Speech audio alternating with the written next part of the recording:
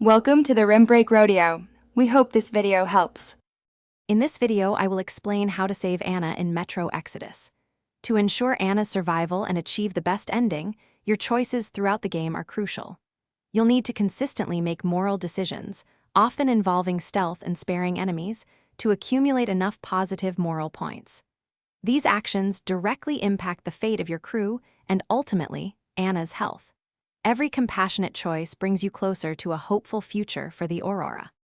In the Volga chapter, your primary goal is to avoid unnecessary bloodshed. Do not kill the cultists in the church or on the barge. Instead, opt for stealth and non-lethal takedowns.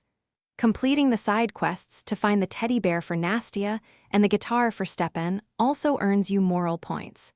These actions are vital for keeping Duke alive, which is a key step towards Anna's good ending. Moving into the Caspian Sea, focus on freeing the slaves. Use stealth to knock out guards at the slave camps and the shipwreck, rather than killing them. Remember to spare Saul, the character who ambushes you on the rooftop, as this unlocks an important side quest.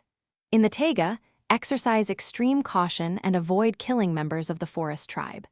These actions are crucial for keeping Damir and Alyosha with your crew, directly impacting Anna's fate.